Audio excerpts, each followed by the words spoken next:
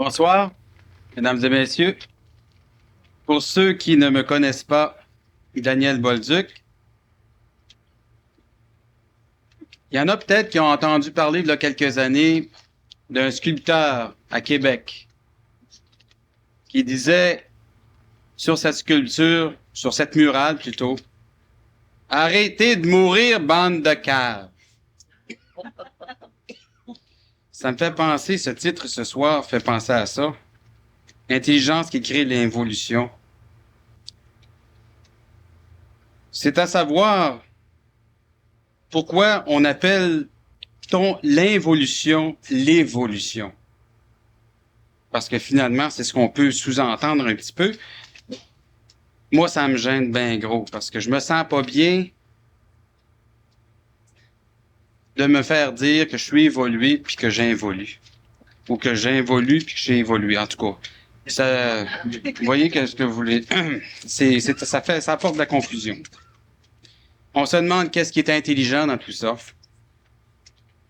Puis ça me fait rien qu'il y a juste quelque chose qui veut chialer en dedans de moi parce que j'en ai ras-le-bol de ces histoires-là d'intelligence qui crée l'involution. Ça veut dire des choses, puis ça veut dire rien.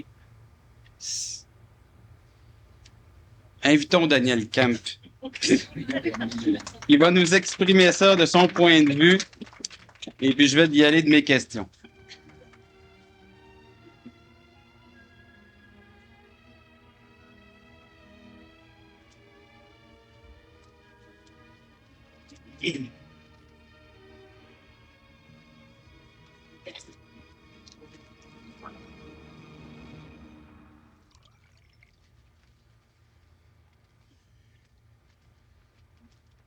Sur le feuillet qui publie des différentes conférences, qui annonce les différentes conférences, on peut lire « L'homme vit de haut et de bas ». Surtout depuis que les ascenseurs existent. Effectivement. Ça peut avoir il peut avoir une relation avec la nouvelle technologie ou avec différents éléments d'expression chez l'homme. Depuis un certain temps, on dirait que les choses vont de plus en plus mal ou de plus en plus bien, mais on ne sait plus si on est dans le bien ou dans le mal de toute façon. Parce que on se demande si le bien n'est pas aussi une illusion ou nous faire à croire que tout va bien, puis que finalement, il n'y a jamais rien qui va bien.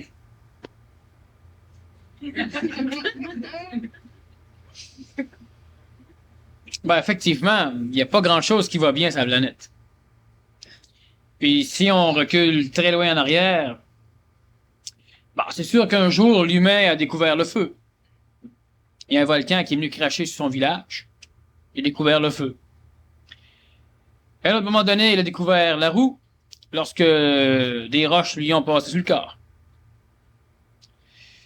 Plus tard, il a découvert la puissance d'un bâton lorsqu'il s'est fait taper dessus par quelqu'un d'autre. À un moment donné, il a découvert la puissance du cheval, lui permettant de faire des guerres plus puissantes. Et on a découvert le sexe, ça n'a pas été long. Ils l'ont pas découvert avant? Mais une chose certaine, c'est qu'à l'époque, il n'y avait pas de skidoo. Alors, les indigènes traînaient sauvages, je sais pas, ils traînaient bonne femme par les cheveux. Ah. Moi, pas de skidoo, moi, traîne sauvage.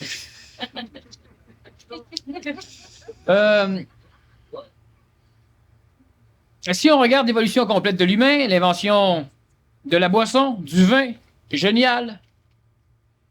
Le vin devient aigre à la longue, servi dans des vases de plomb, ça crée des particules hyper toxiques qui font en sorte que l'Empire romain s'écrase par des solutions neuroniques. Ça va bien. L'Espagne arrive à une apothéose. Qui c'est qui connaît l'Espagne aujourd'hui? Portugal arrive à l'apothéose. Portugal, des grands conquérants. Tout le Brésil, à un moment donné, était une colonie. Ça parle le portugais au Brésil. Mais c'est quoi le Portugal? C'est où? L'Italie, la Rome. C'est l'Italie. Dis franchement, pas fort. L'Égypte, génial. Va en Égypte aujourd'hui. Tu cherches l'Égypte. Oh, ils sont fiers de montrer leur grand monument, qui se rappellent même pas. On aurait pu les importer puis leur dire qu'on s'est bâti là, ils nous croiraient. Tu cherches l'Angleterre, qui avait des colonies, l'Angleterre. L'Angleterre, l'une des petites colonies qu'elle a construites, les États-Unis d'Amérique, sont maintenant 300 fois plus forts que l'Angleterre. La France, on connaît l'Algérie, on connaît la Polynésie française, on connaît les grandes parties conquises par la France. Mais la France, aujourd'hui, pas fort. Et on peut en nommer des pays, la Mongolie, la Chine, qui ont déjà eu leur heure d'apothéose, les Japon, et etc., etc. Puis aujourd'hui, il y a eu le pétrodollar à un moment donné. C'était intéressant pour l'Arabie. Mais aujourd'hui, le pétrodollar, ça amène des guerres, mais à part de ça, ça amène pas grand-chose. On a une technologie formidable qui nous permet d'envisager une guerre aux étoiles. C'est parfaitement génial. Tout va bien. On a une société technologique qui permet à l'être humain d'être tout à fait libéré de la matière. Au lieu de cela, il se fait ramasser entre deux autos. Alors, on invente les services d'incendie, on invente les services d'urgence santé, on invente la police, on invente l'armée. Et l'une des grosses parties de l'économie, c'est les produits pharmaceutiques qui subventionnent le vivant de l'humain. Quasiment toutes les compagnies, on a une partie c'est militaire, une partie c'est pharmaceutique, une partie c'est cosmétique, parce que l'être humain refuse tellement la vérité qu'il se barbouille même le visage pour être sûr qu'il se verra pas tel qu'il est. Et le reste, et même à travers toutes ces compagnies, évidemment, le gros pilier de l'économie pollue énormément et détruit l'écosystème de l'homme. Alors finalement, on en arrive à créer des cadres qui permettent à l'humain apparemment d'évoluer, mais qui détruisent en même temps l'humain, et l'humain ne peut plus se passer de ce cadre aussi destructif qu'il est positif. Alors il y a à travers ces sociétés parfaites le viol, le meurtre, l'alcoolisme, la drogue, la musique, qui est une forme de drogue, les hallucinations gustatives, il y a les problèmes scolaires, les enfants qui finalement veulent plus rien savoir de l'école, et puis on sait très bien qu'un enfant qui n'a pas l'instruction sociale d'aujourd'hui ne pourra pas ou se trouver de l'emploi plus tard, ou ne pourra pas continuer à préserver la vie de cette société. Si tous les enfants ne vont pas à l'école, les enfants pourront vivre entre eux, sauf que notre société s'effondrera. Mais ça ne dérangera sans doute pas ces enfants. Ça va déranger nous autres. Alors, évidemment, on leur botte le derrière pour qu'ils aillent à l'école. Alors, finalement, après avoir passé sa jeunesse à préparer sa vieillesse, l'humain passe sa vieillesse à regretter sa jeunesse. Et puis l'humain cherche le bonheur à l'intérieur de ce phénomène.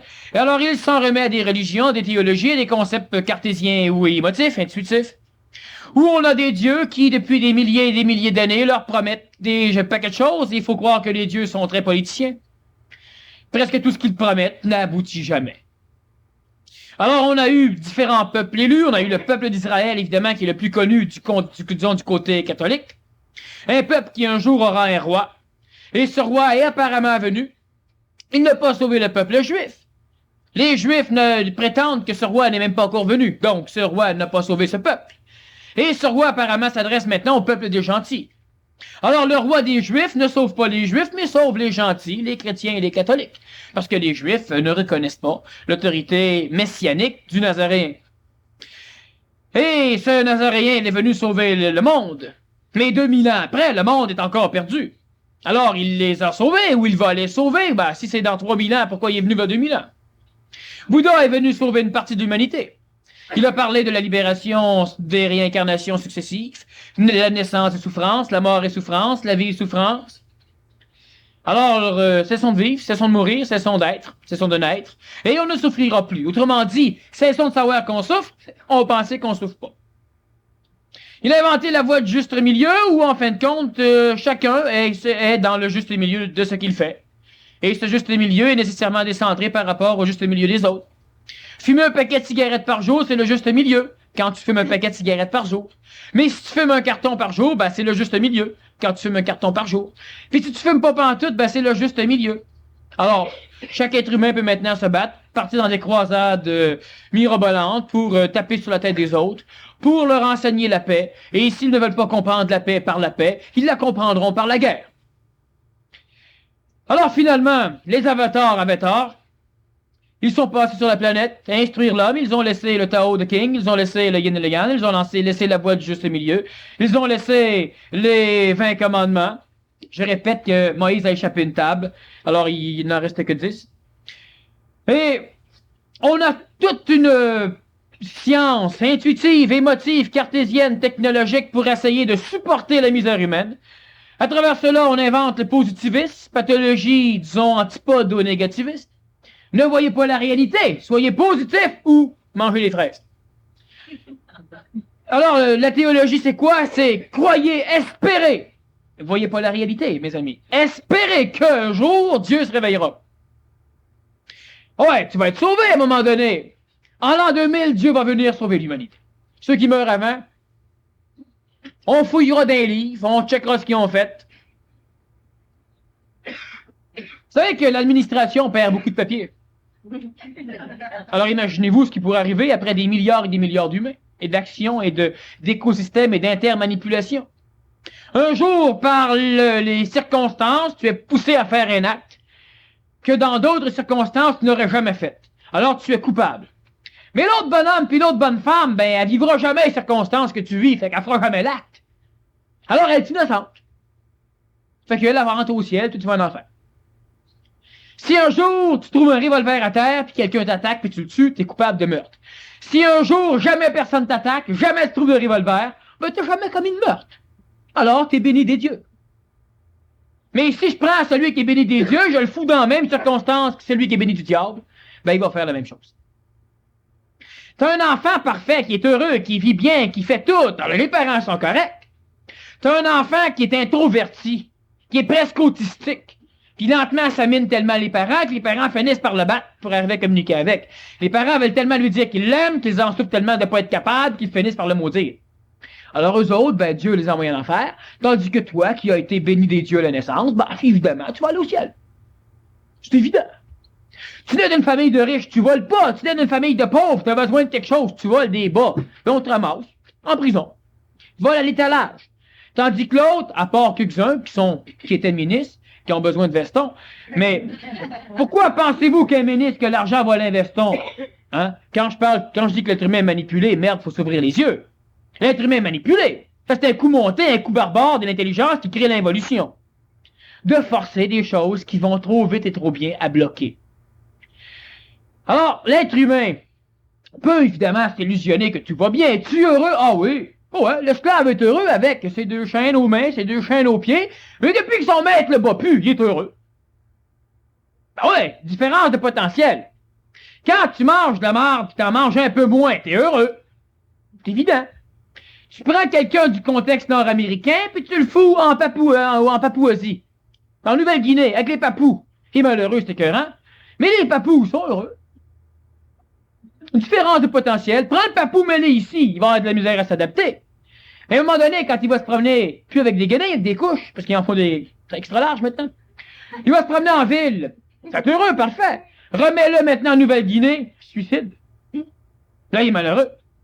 Alors finalement, l'homme est toujours bien, puis l'homme est toujours pas bien. Sauf que l'être humain, est-ce que c'est de la terre? C'est tu es poussière et tu retourneras poussière. Fait que quand tu t'approches de Dieu, Dieu te répond, recule poussière avant que je te renifle.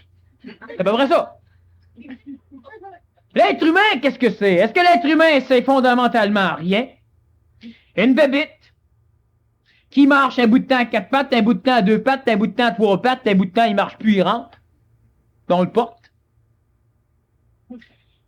Ou bien l'être humain, c'est quelque chose d'autre. T'sais, Dieu créa le ciel et la terre. Génial, félicitations. Dieu créa l'homme à son image et à sa ressemblance. Est-ce qu'il l'a mis dans le même contexte que lui?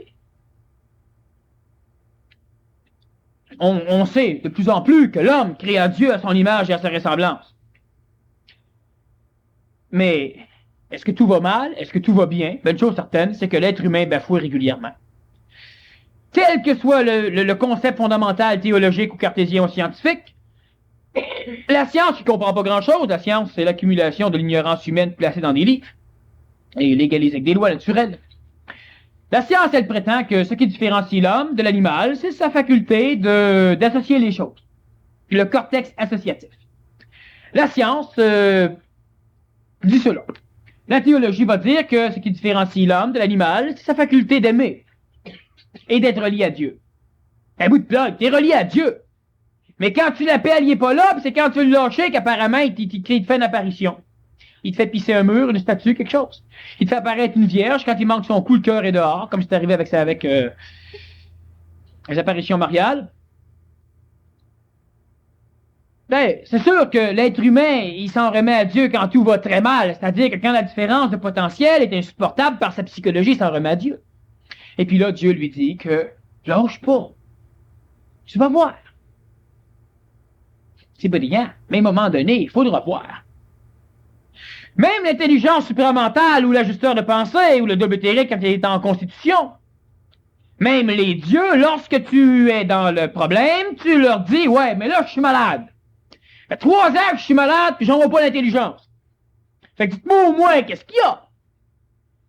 Faites-en pas, on s'occupe de tout. Au bout. Puis quand tu meurs, faites-en pas, on s'occupe de tout, cercueil en chaîne. Ouais. Ça va bien, c'est brillant. T'as de l'arthrite rhumatismale, ça fait mal. T'as le sida. T'as la tuberculose, tu souffres d'asthme, tu pleures toujours, tu rougis, t'es faible, tu dors plus, tu dors trop, t'as faim, tu grossis, tu manges pas. Il y avait suffisamment de problèmes, je pense, dans l'espèce humaine pour qu'on commence à se poser une question. Est-ce que Dieu est fou? Est-ce que Dieu est un débile?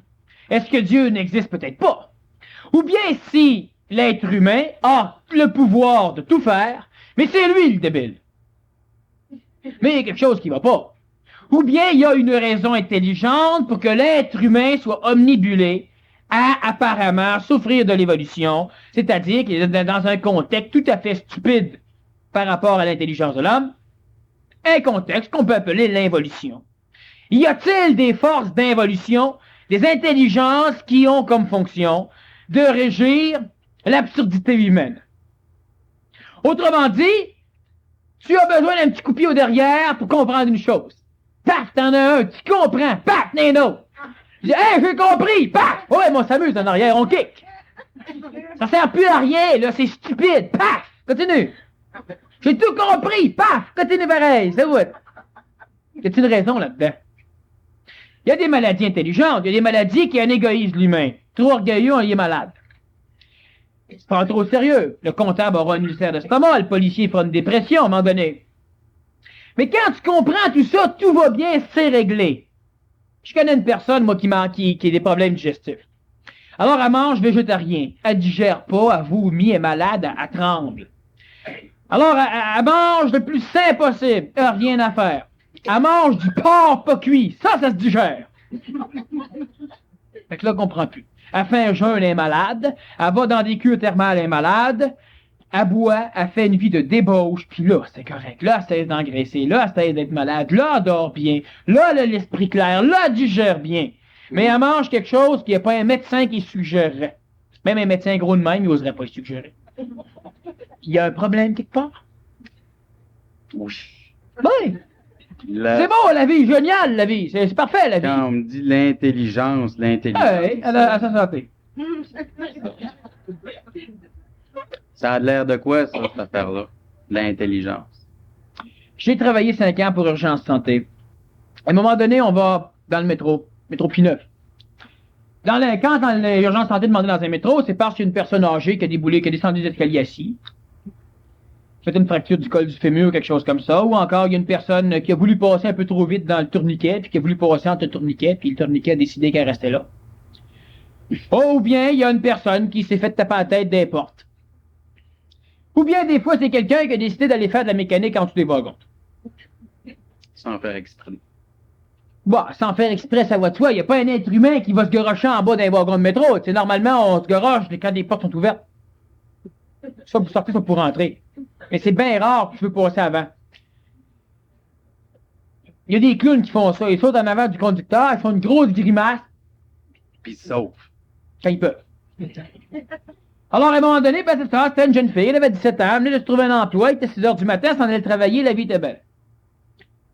C'est un suicide. Pourquoi? Parce qu'elle n'a pas été poussée, elle était presque tout seule, elle vient se placer, je ne vous montrerai pas les recettes, mais il y a moyen de s'organiser pour que le contrôleur, tout ce qu'il puisse faire, c'est... Alors, bing bang, pic, paf, paf, ça roule un bout de temps en dessous, puis là, tu vas la chercher. Évidemment, ça s'en va à l'hôpital Morgue de Montréal. Tu essaies de comprendre l'intelligence. ont réussi à rejoindre ses parents, et puis pour confirmer c'est qui, pour avoir une idée de l'identité. Évidemment, par téléphone, on ne sait pas ce qui se passe. Tout va bien, c'est le bonheur, c'est la perfection, c'est correct. Alors, c'est quoi l'intelligence qui pousse une jeune fille de 17 ans se garocher en avant des wagons de métro? Quand tout est correct. Tu vas dire, oui, mais peut-être qu'elle était bien malheureuse. Le malheur est question de différence de potentiel.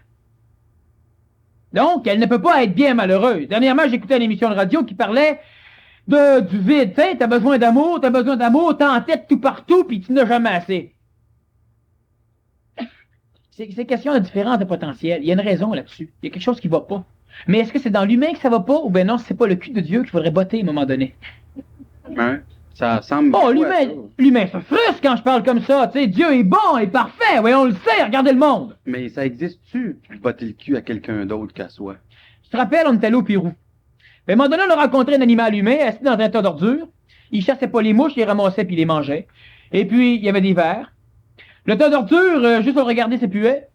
Tu t'approchais un peu, c'était réellement... Mais lui, t'es assis dedans. Non, lui, cheveux secs, ben droit comme ça, là. Et puis, il était à côté sur sa chemise. Il était assez sale pour le tenir. Puis il mangeait. Puis c'est des rebuts qui traînent là-bas à 130 à l'ombre, il fait froid. Bon, parce qu'on s'est plaint 2 fois du monde qui faisait chaud, puis ils nous ont dit non. L'été, il fait plus chaud que ça. Il faisait du jogging avec un petit manteau, petite veste, le chapeau. Tuc. Ouais, le truc, c'est ça. Puis nous autres, on était en tout nu jupe. Puis, on va dire franchement, on arrosait les cheveux. Bon. C'est un être humain, apparemment. Enfin, c'est un véhicule biologiquement, héréditairement, génétiquement, d'apparence humaine. Mais ça, tu peux prendre un tournevis, puis aller jouer dans les orteils, puis lui, ça lui fait rien. Problème, là. Oh ben, la vie est belle. Il y a des vers qu'il bouffe, il le sait pas. Il pense que ça fait partie de lui. Au du point vert, c'est comme s'il arrachait un œil. Il s'identifie à ses vers. Dieu a créé le monde, parfait. Mais ce bonhomme-là, il n'a pas commis de péché. Il est venu au monde d'une famille, qui est venu au monde d'une famille, qui est venu au monde héréditairement d'une famille, qui finalement ne peut pas faire autrement que de manger des boîtes de conserve. On remarque qu'aujourd'hui, la boîte de conserve est peut-être meilleure pour la santé que ce qu'elle contient. Bon. Mais il bouffe des cochonneries. Alors, on peut se poser la question. Le monde est-il parfait? Qu'a-t-il fait, lui, pour vivre l'enfer sur la planète? Les férus de réincarnation qui comprennent rien au processus karmique vont dire c'est parce que dans une autre vie, ce territoire-là a toujours été un territoire comme ça. Les 2/3 de la planète sont des territoires comme ça. C'est pas dans des territoires de même que tu peux commettre du mal. Le mal est tellement là que tu peux pas en commettre ben.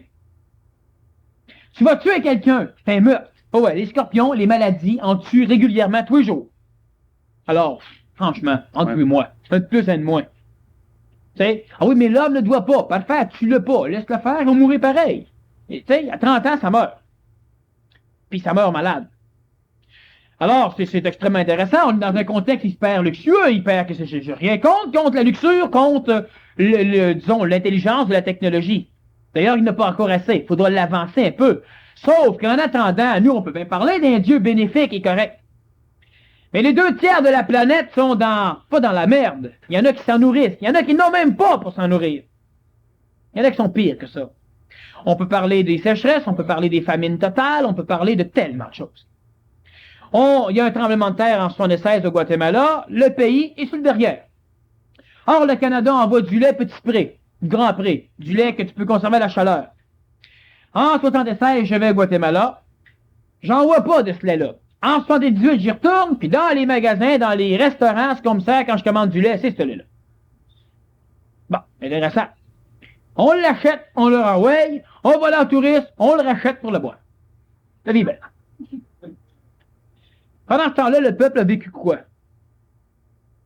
La guérilla se bat contre l'armée guatémaltèque. L'armée guatémaltèque est entraînée à Panama par l'armée américaine, puis les guérilleros sont fournis en armes par les armées américaines. Puis ils se battent. Trop bien. On peut s'amuser.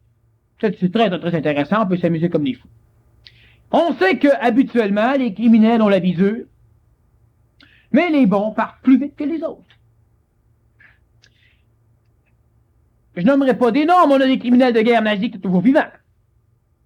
Luther King, ça fait longtemps qu'il est parti. Gandhi, c'est qui ce Gandhi? Il n'y a pas Gandhi assez longtemps. Il est mort. Tu cherches les bons. Tu les trouves dans les livres d'histoire. Tu cherches la pire racaille. Il y en a plusieurs qui sont encore en vie. Il y a eu un criminel ici québécois, on a fait un film, on en a fait un héros. Ben, c'est intéressant. Ça crée du pep. Or, la vie, elle est belle, la vie. Regardons la télévision, puis les journaux. C'est quoi on broye, c'est quoi on se plaint? Ouais, mais c'est la violence! Qu'est-ce qu'ils disent aux autres? Ben, c'est la réplique exacte de nos sociétés. On essaie de faire ça juste. Puis effectivement, c'est juste. Alors, la vie est belle. Il faudra à un moment donné que l'humain commence à penser que l'assujettissement auquel il est soumis doit peut-être cesser. Cesser à l'échelle de la planète, pour l'instant, ça ne regarde pas l'individu, mais cesser au niveau de l'individu. Ou du moins au niveau de sa collectivité familiale, ou du moins au niveau de sa collectivité professionnelle, puis finalement de sa collectivité politique. L'être humain est endormi, ça va de soi. Parce qu'on pense dans sa tête. J'expliquais dernièrement que lorsqu'on dit à l'humain, « Hey, le cave, vas-y pas », l'humain y va. Alors dans sa tête, on lui dit, « Hey, j'y vais pas ». Mais là, il pense que c'est lui qui pense, qu'il va pas. Je sais pas pourquoi j'ai pensé ça. Alors, j'aurais dû y aller, tu sais, j'ai eu le feeling que je devais y aller, mais là, j'ai pensé qu'il fallait pas que j'y aille, fait que j'ai pas été. Il a pas pensé. Dans sa tête, on est venu lui dire, « Hey, j'irai pas. » Moi, je suis intelligent, moi, j'y vais pas. Et là, évidemment, tu sais, lui, il vient de penser qu'il est intelligent. Fait qu'il pense qu'il est intelligent. Fait qu'évidemment, il pense qu'il ira pas. Puis finalement, il va pas. Puis après ça, quand il se rend compte qu'il s'est fait avoir, il comprend pas pourquoi il a pensé ça. C'est pas lui qui a pensé. C'est simple, il se couche le soir pour dormir, puis il arrive pas à arrêter de penser. Merde, c'est pas l'homme qui pense. L'être humain est trop intelligent pour perdre son temps à penser. La pensée de l'intellectuance, un remue-ménage des mémoires qui occupent l'esprit de l'homme, c'est le cas de le dire, ça occupe la place de l'esprit. Mais tant que l'être humain ne veut pas prendre cette place pour mettre de l'esprit, ben nécessairement, il sera assujetti aux forces d'involution. Et il y a une intelligence qui crée l'involution. N'évolue pas qui veut. Et n'évolue pas qui veut. Bien souvent, lorsque tu décides, bon ben là, moi je change, c'est là que les problèmes commencent. Bien souvent, lorsque tu dis j'en ai assez de l'évolution, c'est là que les réponses arrivent. C'est amusant. Depuis que j'ai cessé de chercher, les réponses arrivent. Ça va-tu pas, mon petit? Puis là, j'ai décidé, je voulais comprendre. Je comprends plus rien. Ça va toi, mon petit? Pourquoi? Tant que tu t'occupes pas de ta santé, apparemment, ça va. Commence à vouloir t'en occuper, on dirait que là, les problèmes sortent. Là, on va te dire, oui, mais c'est parce que, tu sais, là, il est temps que tu t'en occupes. Ouais. Mais j'en connais, moi, qui s'en occupent pas, puis qui n'ont pas de problème de santé. Puis j'en connais un maudit paquet qui s'en occupe, puis une maudite chance qui s'en occupe, sont toujours malades. Qui sait que ça serait s'il s'en occuperait pas? C'est intéressant. Je veux cesser d'être colérique. On dirait que c'est pire qu'avant. Oui, c'est amusant. Mais à un moment donné, il faudrait botter le cul quelqu'un. Fais les premiers pas, fais les premiers pas, et le ciel fera le reste. Mais les premiers pas, ça s'arrête où? Tu sais, tu pars de l'autre bout du monde pour t'en aller jusqu'au centre de la galaxie. Quand tu arrives au centre de la galaxie, tu as fait les premiers pas. Là, on ouvre la porte, puis rendu. Non, ça serait fait tous les pas. Mais effectivement, fais les premiers pas et quelque chose fera le reste, ça marche. Maintenant, y a-t-il une direction? Tu sais, j'ai déjà dit que pour faire le tour de la Terre, le moyen le plus rapide était de reculer un pas en arrière. C'était rendu. T'as fait le tour. Et celui qui fait les premiers pas par en avant, il va marcher un maudit bout de temps pour arriver où ce que l'autre a fait un pas en arrière. Fais les premiers pas et le ciel t'aidera. Mais bout de là, c'est quoi les premiers pas? Alors là, tu dis simplement, mais dites-moi la direction, je suis prête. Tout vendre, tout donner ce que j'ai, je suis prête. Mais donnez-moi une raison intelligente de le faire. Fait que j'en ai connu plein, moi, qui ont tout donné. À des sectes, ou à ceci, ou à cela. Et là, ils n'ont plus rien. Pour le bien-être, ils donnent plus, puis ils n'ont plus rien donné. Mais il faut croire que Dieu n'est pas venu chercher encore. Faut qu'il donne le vie, j'en ai connu qui sont morts. Pour changer le monde, ça n'a rien changé. Bref, sont-ils morts pour rien? J'en ai vu des éliminés s'arroser de pétrole. Protester contre quelque chose qui finalement a changé 2 ans après, parce que la personne qui maintenait ça est morte d'un accident d'auto, puis ça a tout changé. Mais elle n'était pas là pour le voir. Alors on fait quoi? À travers tout ça, c'est extrêmement intéressant. On peut arriver à enligner l'idée intelligente de l'évolution, tu sais, l'intelligence de l'amélioration. L'intelligence du défoulement. Ça, c'est intéressant. Merde. Il se passe quoi? C'est exactement ce qui se passe présentement chez l'humain. Le positivisme, c'est intéressant, ça te permet de voir le monde comme qui est pas, mais plus beau. Et finalement, tu te fais fourrer encore tout au long de la ligne. Le négativisme, tu le vois bien mal, mais pas comme qui, tu te fais encore avoir. La foi, la croyance, l'espoir, ça permet à l'humain de pouvoir supporter la merde. Un jour, tu seras propre. En attendant, continue à te salir. Les voies de Dieu sont impénétrables. Mais s'ils sont impénétrables, faut croire qu'on ne pénétrera jamais. Faut-il enligner une voie humaine? C'est peut-être ça que ça veut dire. L'intelligence, ça existe. Appelez ça comme vous voudrez, ça existe. Mais l'intelligence théologique, appelée jéhovique, appelée yavique, appelée christique, appelée comme on les connaît aujourd'hui, est une intelligence qui est régie par l'intelligence de l'homme. Le Nazaréen instruit à l'humain comment prier. Mon Père qui est aux cieux, etc., etc. Pas dans le ciel, aux cieux. Le ciel, c'est le monde de la mort, dans lequel végète la majorité des dieux humains, et dans lequel l'être humain va se plaire pendant un bout de temps, avant d'être digéré pour être réincarné pluralitairement dans un autre corps.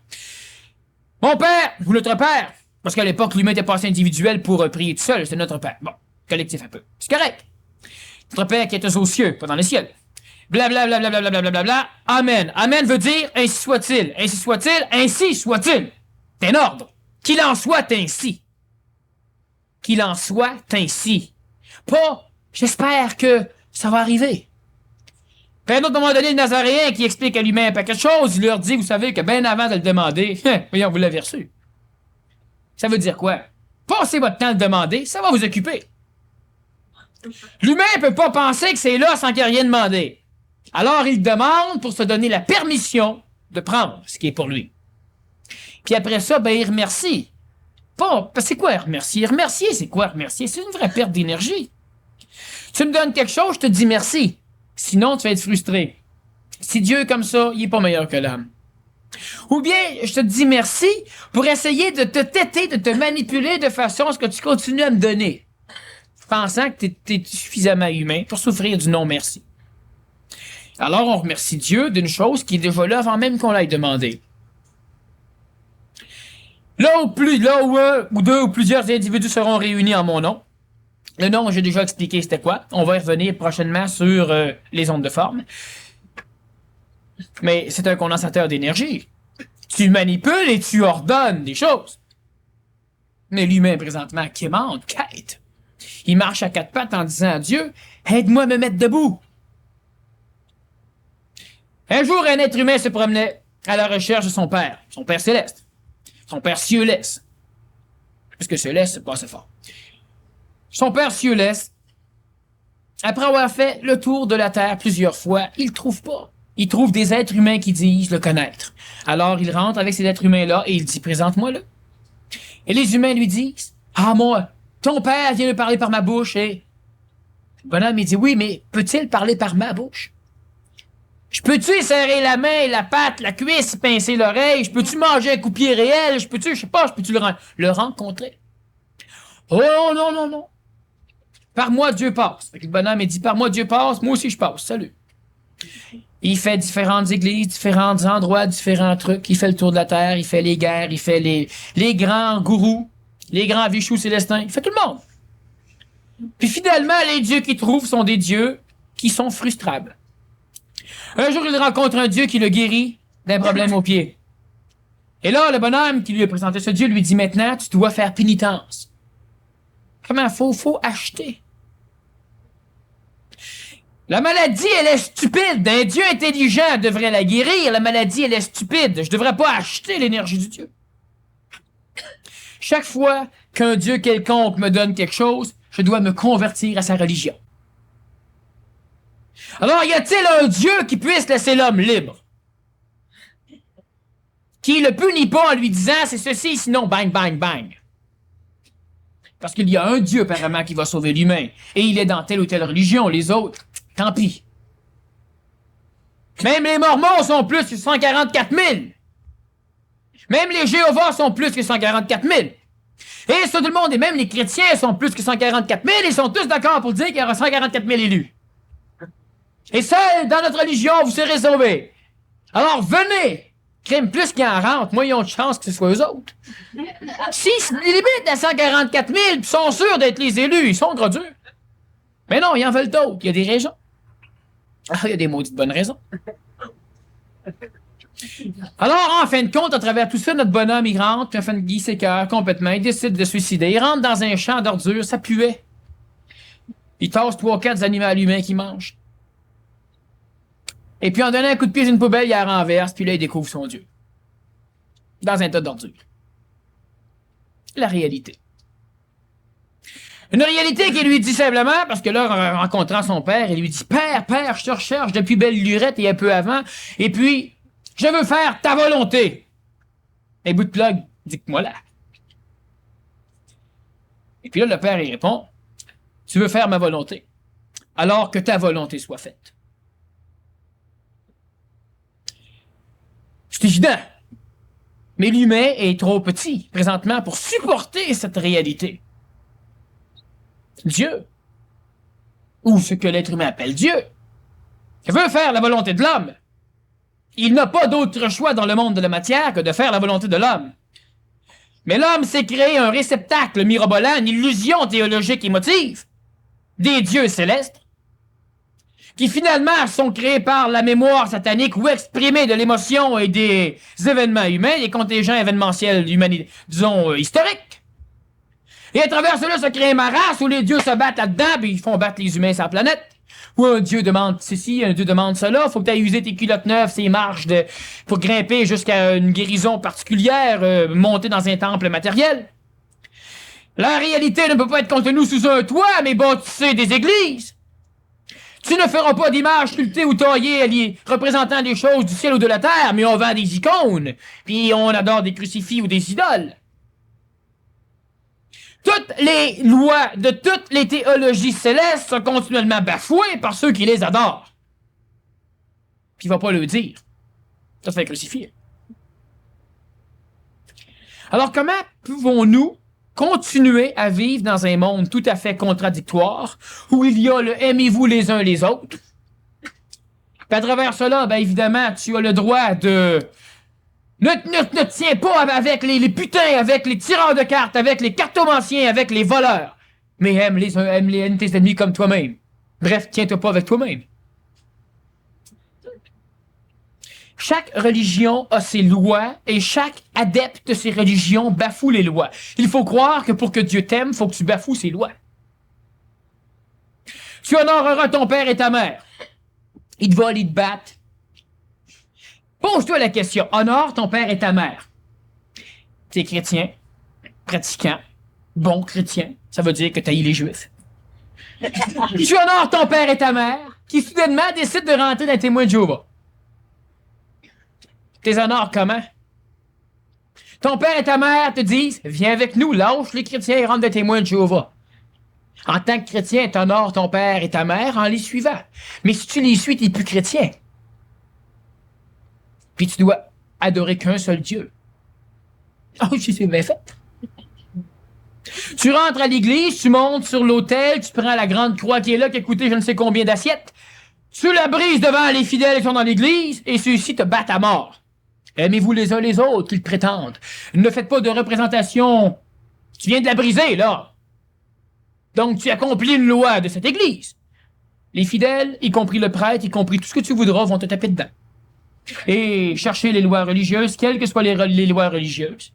Finalement, pour bien être vu d'une religion, d'une théologie, d'une secte, il faut bafouer ces lois. L'intelligence a permis toutes ces choses. Ça va toi, l'intelligence permet cela. Mais l'intelligence n'est pas là. Ah oui, elle est là. Elle n'est pas dans ces choses-là. Elle est dedans. L'intelligence crée l'involution. La première réponse à cela serait, est-ce que l'être humain évolue trop vite? Est-il plus puissant que prévu par les hiérarchies qui l'ont créé? Qu'est-ce que ça veut dire, être plus puissant? Être puissant, cela veut dire être capable d'arriver avant son temps dans un endroit non créé. Trop vite. T'es un homme d'affaires mirobolant, tu veux créer, mais t'as pas l'argent, la société est pas prête, tu es anachronique, tu es avant ton temps. Léonard de Vinci était avant son temps, Hiram Abif était avant son temps, puis il y en a eu un mot à paquet qui était avant leur temps. Mais lorsque la société devient avant son temps, mais le temps de qui? On va dire, oui, mais si tous les êtres humains sont dans leur temps, la vie est belle. Y a-t-il des hiérarchies quelque part qui vont souffrir de voir l'être humain avancer plus vite qu'eux? Trop vite. L'enfant est, présentement, la majorité des enfants sont nouveaux. En ce sens que la majorité des enfants sont capables de parler d'un savoir instantané, c'est-à-dire que la majorité des enfants, s'ils ne sont pas trop écrasés par l'homme ancien ou transitif, sont capables d'amener des choses neuves. Et l'humain va dire, oui, mais où c'est qu'il a pris ça? Il a pris ça là où ça se trouvait. C'est bien simple. Les enfants sont capables d'intelligencer les choses. Les enfants sont capables de savoir que tu as tort ou que tu as raison. Que la raison que tu donnes pour l'obliger à faire quelque chose est émotive et non logique. Les enfants sont maintenant capables de résister à l'adulte. Ils auront un regard qui sera difficilement soutenable. Ils auront même une parole. Tu pourras les chicaner à un moment donné, ça va rien donner. Ce sont des enfants nouveaux. Ces enfants sont nouveaux et dans un cadre hyper ancien où on les massacre presque. Il y a énormément d'enfants nouveaux qui se suicident parce que voyant juste trop, mais juste passer, ils peuvent pas supporter la condition dans laquelle ils sont. Exactement. Il y a l'homme ancien, la femme ancienne qui se dit, bon alors moi je veux les aider. Et instantanément, on va leur donner juste ce qu'il faut pour les écœurer. On a l'éducateur, le pédagogue qui dit, bon ben moi je veux maintenant faire quelque chose de correct avec les élèves que j'ai dans ma classe. Immédiatement, ben le prof de la salle d'à côté va commencer à te crier des mots par la tête. Tu sais, tes élèves, là, ils ont du fun dans ta classe, hein? Ben, les miens, là, ils n'ont pas. Puis moi, c'est une classe sérieuse. Puis là, parce que les miens, ils voient les tiens s'amuser, là, ils commencent à niaiser. OK? Puis ça, c'est de ta faute. Ça va bien. J'ai connu, moi, un professeur absolument génial. Ils l'ont mis à porte. Son problème, les élèves l'aimaient. Puis quand les élèves aiment quelqu'un, les enfants, quand ça aime un adulte, ça a du fun avec. Mais quand ça a du fun avec, ça le respecte aussi. Sauf que dans les autres classes, on voulait avoir du fun avec le prof. Mais le temps d'adaptation à le respecter, ce prof-là s'organisait pour que les élèves ne puissent pas le respecter. Alors nécessairement, il y avait un problème. Tous les profs, on a réglé le problème, on a mis le gars correct dehors. Plus de différence de potentiel, plus de problème, les élèves ont plus de points de référence, tout redevient normal, les élèves sont heureux. Esclaves, soumis, mais vu qu'ils ne savent pas, ils sont bien.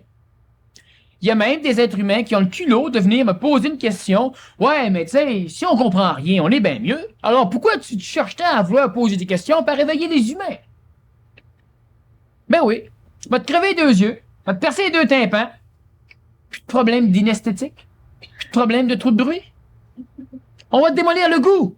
Tu mangeras n'importe quoi, plus de problème de goût. C'est parfait. C'est le bonheur total. On détruit les parties olfactives. Je peux péter à côté de toi, ça te dérange même plus. Tu es altérable par aucune condition. Il y aura une guerre nucléaire, tu ne sauras même pas. Les bombes vont tomber, tu ne te dérangera pas. C'est impeccable. C'est le bonheur. Il n'y a pas un humain qui va vouloir perdre ce qu'il a présentement, même si ça le fait souffrir. Tu vois pas quelqu'un que t'aimes mourir. Tu le sais même pas. C'est le bonheur. Ton chien se fait écraser par le bulldozer du voisin. Parfait. Tu cherches le chien, on achète un autre. Parfait. C'est le bonheur. C'est pas le bonheur.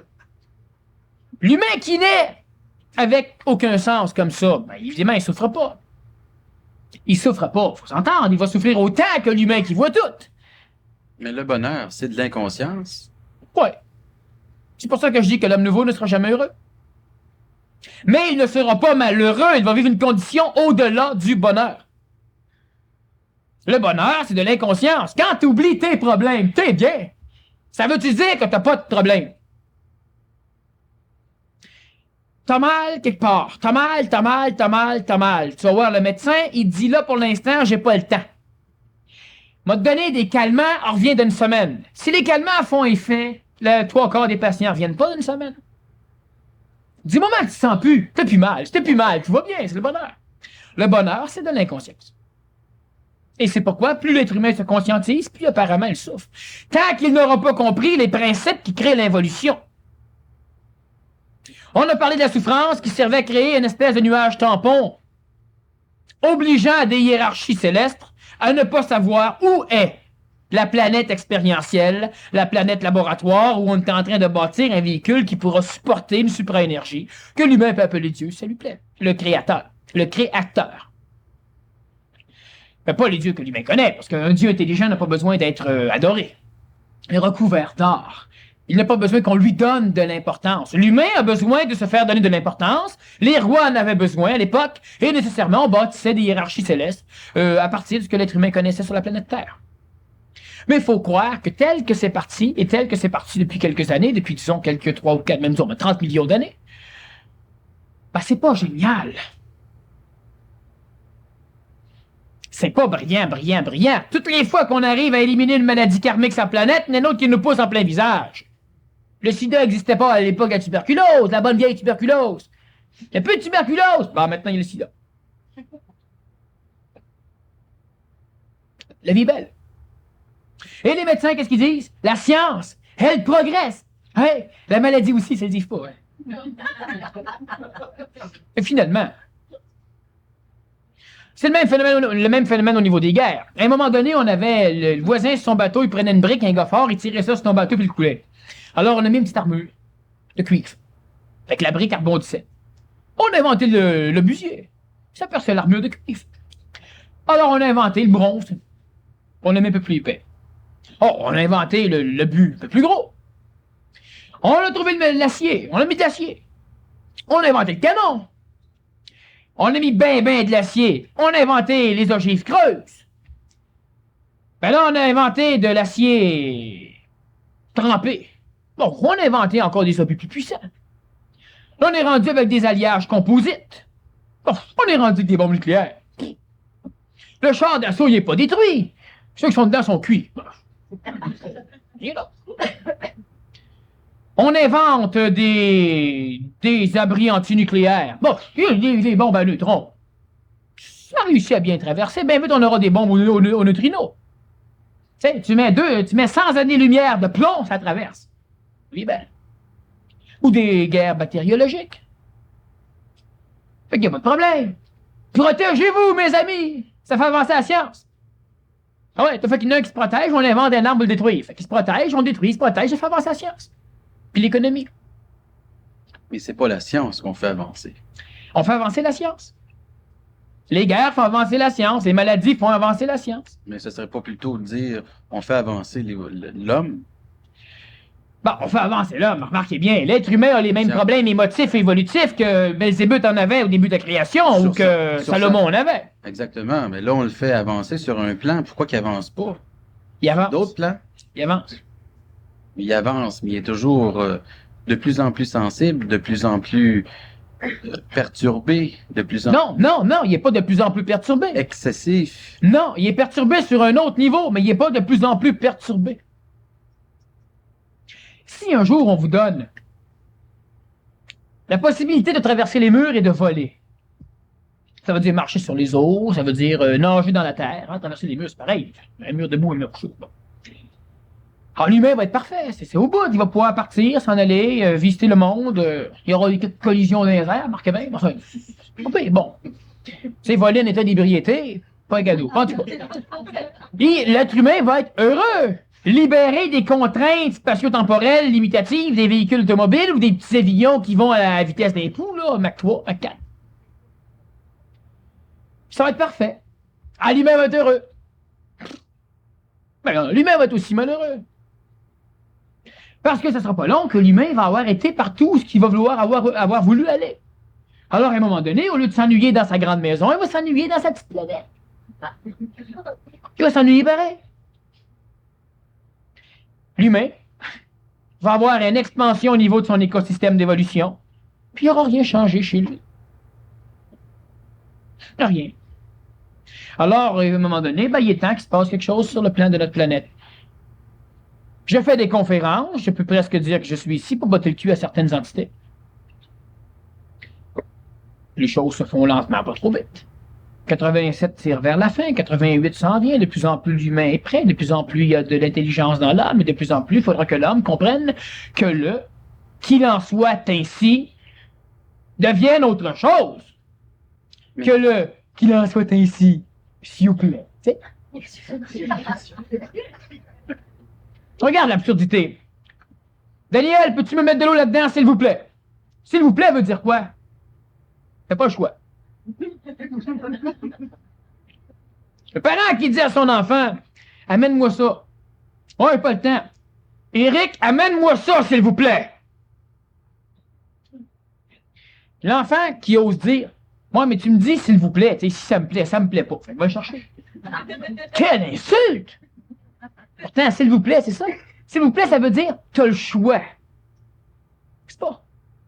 C'est comme lorsque Dieu donne le libre arbitre à l'humain. Le choix du bien et du mal. Tu peux faire ça ou ça. Si tu fais ça, je te fous en enfer éternellement. Mais t'as le choix. Choisis. La souffrance éternelle va te faire pousser des boutons. Tu sais, l'enfer, c'est un terrain de golf, pas de balle. Je te dis. Alors, t'as le choix. Tu sais, mon petit gars, t'as le choix. Tu peux aller là, puis je te bats à coups de strap. Parce que je t'aime, évidemment, c'est sûr. Puis tu peux aller là. Puis la porte, là, est barrée, tu sais, mais je te fournis les clés, tu sais, juste pour que tu y ailles pas. C'est pour bien tester ton libre arbitre, tu sais, ta possibilité de discerner le bien et du mal. Je te fous un arbre, le plus beau, puis je te dis, mange-en pas. Puis je mets les fruits juste à ta hauteur, là. Puis en plus, je t'envoie 3 ou 4 personnes pour te convaincre d'en manger. Mais mange-en pas. Je suis un bon père pour toi. Moi, un père de même, j'ai pas de cul. Ben, Christy, il faut se réveiller à un moment donné. Il y a quelque chose qui va pas dans la constitution psychologique, émotive, théologique de l'homme. Un Dieu comme ça se fait pas. Donc, l'homme n'a rien compris. L'homme comprend encore rien. Puis l'homme s'attache à la sécurité de rien comprendre. Puis toute la mécanicité évolutive, cartésienne ou théologique qui l'anime, est une mécanicité qui lui dit « Ouvre les yeux, puis quand tu vois pas, pense qu'ils sont ouverts et que tu vois bien. Pense pas que t'es collé sur un mur, tu sais, pense que c'est le monde. Puis quand tu veux regarder ailleurs, puis tu vois des étincelles, des lumières, ben moi t'envoyer quelqu'un pour te dire « Hey, pour qui tu te prends? » Pas là, faut regarder. Reste drette. Sois collectif, sois comme tout le monde. Quand toute la gang va vouloir regarder là, tu regarderas. Mais toute la gang ne peut pas se virer en même temps. Le principe de la collectivité, c'est que l'être humain est collectif. Les moutons, c'est collectif. C'est pas. Tous les moutons ne virent pas ensemble. Il faut qu'il y en ait un qui vire, puis il y en a 2, 3 qui le suivent, puis la gang finit par suivre. Mais dans l'évolution théologique de l'humain, quand il y en a un qui se vire, la gang saute dessus pour la replacer. Ce que les moutons font pas. Ce qui fait que nécessairement, merde, on attend que tout le monde... J'ai rencontré des humains qui me disaient, moi, je veux bien évoluer, tu sais. Mais quand tout le monde aura évolué, tu sais, j'évoluerai. En attendant, moi, je vole, je pique. Tu sais, moi, je deviens pur et beau et parfait, tout le monde est laid. Moi, me faire avoir tout le temps. Quand ils auront changé, je changerai. C'est brillant, ça. Fait que s'il y en a un qui change avant toi, m'a le siphonné. Brillant. Tu l'obliges à revenir. Alors, tu sais, effectivement, il faudra à un moment donné qu'on réinvente la religion. Le Nazaréen est passé ici, il a tout fait pour se faire crucifier, hein, il a bien organisé ses flûtes, il s'est bien ajusté aux humains, il leur a dit, oui, allez à l'église, allez vous faire pardonner par le prêtre, demandez à Dieu qu'il vous pardonne. Sauf qu'avant d'aller à l'église, passez chez le gars ou la fille avec qui vous avez un problème, puis réglez ça avec lui. Puis après ça, si vous reste du temps, vous irez à l'église. Parce que pardonner du ressort de l'homme. L'humain a dit, ah oui, c'est au bout. Mais tu sais, mais je suis pas pour aller voir le voisin, tu sais, j'ai volé sa montre, puis là, m'aller, tu sais, qu'est-ce qu'il va penser, moi, aller voir Dieu à la place. Un jour, vous ferez les mêmes choses que moi et même plus. Puis l'humain s'est dit, oui, un jour. Pas de suite, un jour. Ah, c'est pas le temps, là. Ben non, tu sais, tout de suite, quand même, pour commencer. Laisse-moi S'il y en donc. a un qui commence à marcher ses os, qu'est-ce que le monde vont faire? Ils vont analyser la structure de l'eau, ils vont fouiller en dessous, voir s'il n'y a pas du plexiglas, ils vont lui donner de la marde, ils vont demander pour qui il se prend. Il y en a un paquet qui vont se coller dessus pour se faire guérir. Marche ses os, donc il guérit, tu sais. Un bateau, ça guérit. Ça marche sur l'eau. Évident. On récupère. Alors, le Nazaréen, il est tout fait pour se faire crucifier. Puis il est mort ça, quoi. Juste pour vous dire comment l'humain est dangereux. Ou comment l'intelligence qui crée l'évolution est dangereuse. Chose certaine, c'est que l'humain doit cesser de trouver le monde beau et pur et parfait. Il n'est pas impur et laid. Il est ce qu'il est. Mais, l'être humain a de l'intelligence. L'être humain est capable de comprendre des choses. L'être humain est capable d'envisager des futurs possibles. L'être humain est capable aussi de comprendre les modifications écologiques qui seraient nécessaires à l'amélioration de sa condition ou de la condition humaine. Dernièrement, je faisais une émission de télévision, et puis un caméraman dans tout le lot complet, qui lui, il est bénévole. Il vient me voir et dit, vous n'avez pas de type pour les bénévoles? Je dis, non, pas de type pour les bénévoles. Oh ben, je commence à être écœuré en maudit. Moi, je passe mon temps à travailler, je suis au bénévole. C'est pour ça que je t'en donne pas de type, mon gars. Écœure-toi suffisamment pour commencer à te faire payer. Ouais. Mais tous les autres bons samaritains qui, ben, les autres, ils vivent pauvre gars. Pauvre type. On lui donne du type. On lui donne du pourboire. Il reçoit la gueule, c'est pourboire. Ben, ça vient de là, pour ça. Là, maintenant, moi, je leur dis, c'est pour niaiser. Parce qu'en fin de compte, tu sais, on dit, bof, il niaise.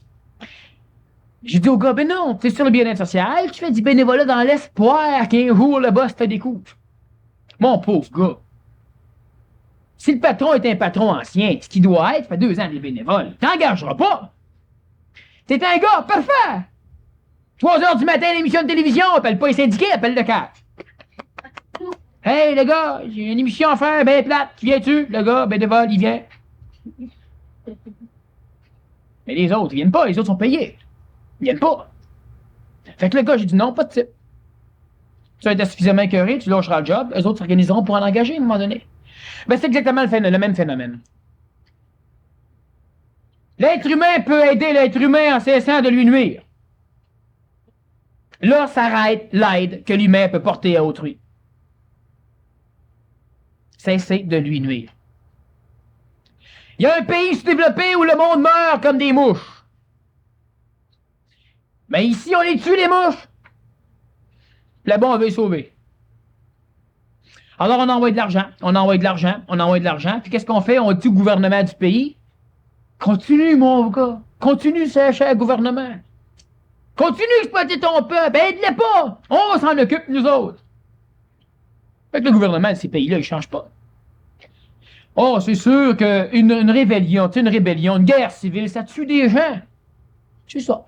Continuons à les faire vivre dans la misère, à les rendre karmiquement dépendants de nos sociétés. Si un jour l'Angleterre aurait été aider la France aurait jamais fait de révolution. Mais la révolution était essentielle. Si un jour les États-Unis d'Amérique ne se seraient pas libérés de l'Angleterre, il faut qu'un peuple, un jour, se prenne en main seul. De quelle façon? Ben, quand il va être écœuré d'être écœuré, il faut faire quelque chose. Si on regarde comment on fonctionne, nous autres, ton fils, ta fille, il déménage. Il a 16 ans, 17 ans, 18 ans, 19 ans, 20 ans. S'il est bien ancien, 30, 35 ans. Pas de même. Bon. Mais là, pauvre petit, on va aller peinturer sa maison, la mère est bonne pour ça. Alors, on fait le ménage. Tu sais, les ménages 3 fois par année, elle a fait 3 fois 3 pour ménage. Oh, il n'y a pas le temps, pauvre petit travail. La mère aussi, elle travaille mal le temps, elle, tu sais. Elle peinture même, des fois. Elle achète de vos petits cossins. Ben oui, mais à 35 ans, il faudrait que la mère continue. Oui, mais je veux pas qu'ils vivent la misère que j'ai vécue. Comment t'as appris? Oh, je suis passé par bien des mauvais quarts d'heure. Alors, interdis pas à tes enfants d'apprendre. Puis ça, l'humain comprend pas cela. Il passe son temps à être assujetti à une force d'involution. Il veut empêcher autrui de se développer. Alors, quelqu'un a de la misère, immédiatement, émotivement, les humains sont pognés, puis là, on veut l'aider. On l'aide pas. Il commence à être suffisamment écœuré de sa condition aberrante d'être humain Il y a d'intelligence dans l'individu. Appelez ça Dieu si vous voulez, mais il y a quelque chose. Puis moindrement que ça commence à être en bas, ouais, pour pouvoir sortir, on vient l'aider. On le supporte. Descends pas plus bas, tu risques de voir Satan ou Dieu. Mais si tu le vois, nous autres, on va avoir peur. On va être jaloux. On va te dire que, alors on te remonte. On te donne de l'amour, on te donne de l'énergie. On te donne tout ce qu'il faut pour pas que Dieu intervienne. De cette façon-là, ben t'es comme nous autres. Tu sais, on va rentrer au ciel, mais tous ou pas tous. Les portes du ciel, apparemment, sont plus petits qu'un chat d'aiguille. Si on veut rentrer en gang, il faut qu'on pose en tabarnouche. On va poursuivre lors de la deuxième partie. Vous pouvez poser des questions sur papier sur le sujet de ce soir ou sur n'importe quel sujet. De toute façon, je vais revenir avec les moyens d'arriver à comprendre l'intelligence pour qu'il se passe quelque chose d'autre. Merci, Daniel. Je disais donc qu'il y avait beaucoup de choses qui